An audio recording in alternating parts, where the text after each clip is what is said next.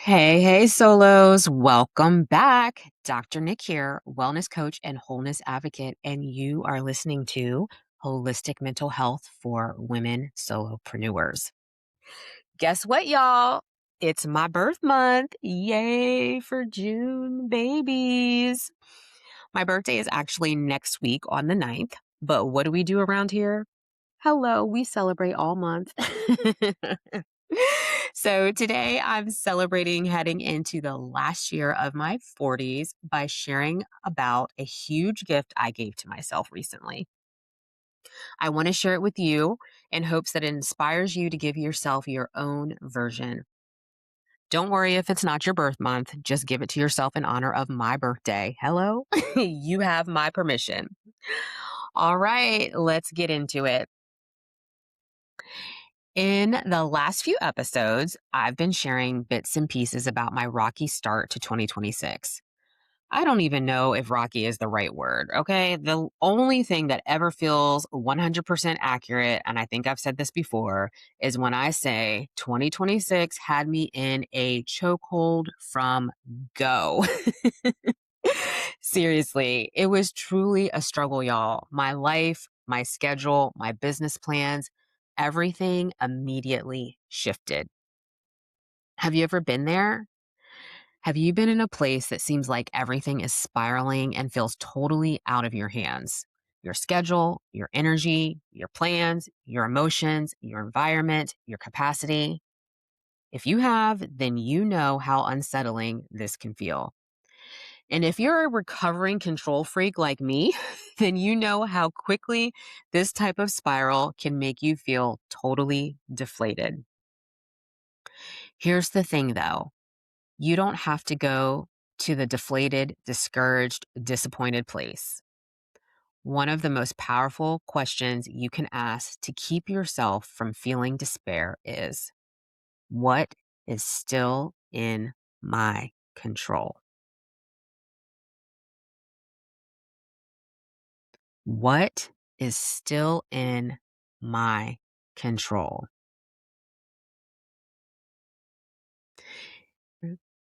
Summer, summer, summertime, summertime. And it's almost here, right? It's a great time to be honing in on this lesson because summer calendars can have a way of spiraling out of control, right? So just let that question settle in your spirit for a moment. What is still in my control? You may need to return to this place all throughout the summer. What is still in my control? At the beginning of this year, I was in one of those seasons. You know the ones where nothing is happening the way I planned, everything is crazy hard, and I'm losing it type of seasons. Life had shifted in ways I didn't plan for. I was carrying a lot emotionally, mentally, and physically. And there was pretty much nothing I could control. I couldn't control the timing of what was happening. I couldn't control what was being demanded of me. I couldn't control what was being interrupted. I couldn't control how differently my life suddenly looked. And when you're in a season like that, it is really easy to start feeling ungrounded, unsettled. You know that feeling when you're on a merry-go-round, everything is moving and you're just trying to keep your footing. Side note here, loved that feeling as a kid. As an adult, not so much. No merry-go-rounds for me.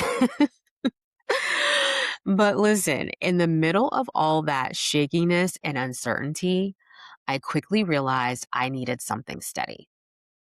I needed something I could return to. I needed something that reminded me that I was not completely powerless in the middle of everything that felt out of control.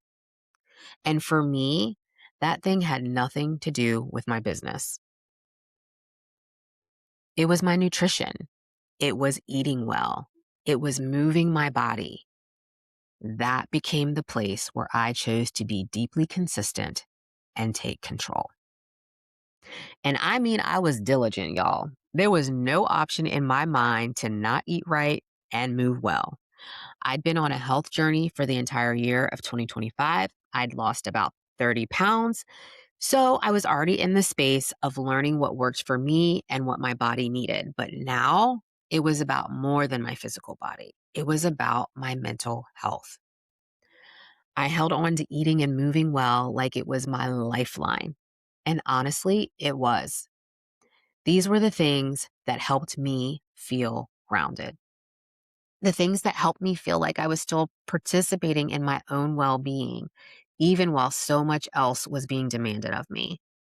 It gave me a place where I could add structure when everything else felt unpredictable. It reminded me that I could still find ways to care for myself, even in a season centered around caring for and supporting others. Back in January, I joined Hotworks. Side note, have you heard of it? If not, you've got to check it out. I'll post a link in my show notes. Anyway, I had just enough time to fall in love with Hotworks before my life got interrupted. So while I was in this caregiving season of high demand, I leaned into a regularly scheduled routine of working out in the Hotworks saunas. Exercising and nutrition became non negotiables. I planned my meals diligently. I scheduled my workouts consistently. I can't tell you how much life and lightness it brought to me to have something I could control in the midst of chaos. My nutrition plan and workout routines created space in my hectic world for me to breathe and give back to myself a bit after pouring out everything I had into others. When everything else, especially business wise, felt like it was slipping, nutrition plans and workout routines helped me feel anchored. It was like, I can't really steward my business well right now, but I can steward my body.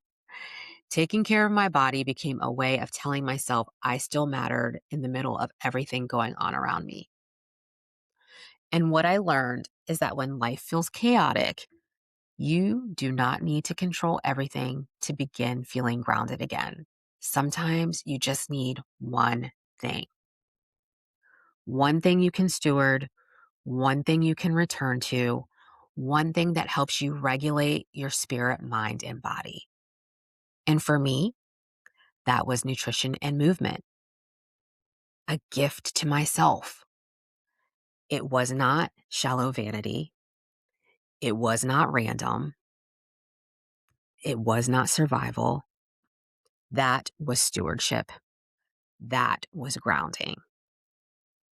And what's interesting is that this is also what created space for clarity. Here's where I want you to really lean in, my fellow solos. This is critical. Because I stayed committed to caring for myself, as I gave my body what it needed, as I stayed grounded through those workout rhythms, I also found myself becoming more open, more able to hear, more able to receive. And that's when I began getting downloads about my business. That's when ideas started coming. That's when clarity started surfacing. Not because I was forcing it, not because I was grinding for it, but because I had created enough grounding in my life to be able to receive it, even in the midst of what felt like total chaos and upheaval. Now, this is important, y'all. Lean in here. Solopreneurs, entrepreneurs, lean in. Because sometimes we think clarity comes from straining, forcing, from brainstorming harder, from pushing more, from staying in our heads, from trying to think our way out of overwhelm. But sometimes clarity comes after caring for you. Sometimes insight comes after you create space to regulate your feelings and your emotions. Sometimes the next big idea comes when your body no longer feels like it is in constant survival mode.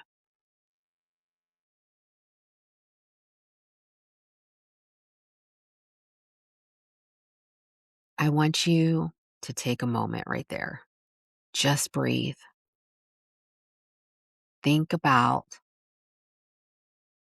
yourself, your patterns. Think about what I'm saying to you. Sometimes clarity comes after caring for you. So if your life feels like it's spiraling out of control right now, if your business feels cloudy, meaning you can't see a way forward, you can't see the strategy, you can't see the direction. If you've got something going on that you don't like, don't understand, and feels deflating, if everything feels uncertain, heavy, or beyond your control, I want to encourage you not to try to do a life or business overhaul. Start with one thing. Ask yourself the following: what is one thing I can steward well right now that will help me feel like I'm moving forward? What is one rhythm I can start today that can help me feel more grounded on a regular basis? What is one radical act of care that I could give myself that shows me I have not disappeared in this season and I matter? It may be nutrition. It may be rest. It may be movement. It may be prayer. It may be journaling. It may be getting outside every day. It may be drinking water and eating real food. But start somewhere, because grounding matters. And you may be surprised by what becomes clear once you feel more anchored and centered within yourself.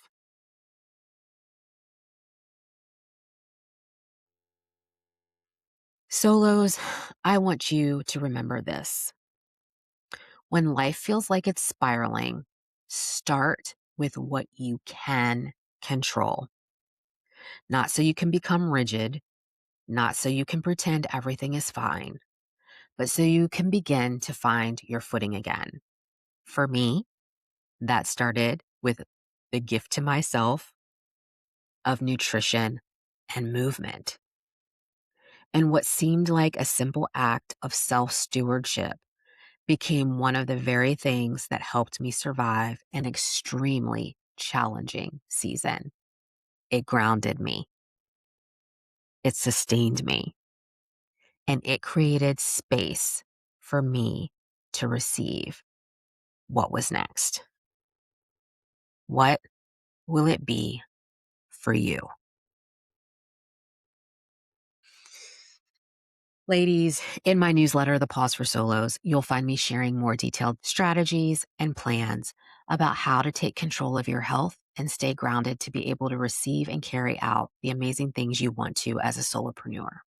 So join me over on Substack, where you'll get a new email every Wednesday and have honest conversations about wellness, wholeness, purpose, and what it looks like to keep building without abandoning yourself in the process. You may not be able to control everything around you, but one steady act of caring for yourself can help you come back to center. And from that place, so much becomes possible. Until next time, my lovely solos, nurture the wholeness within.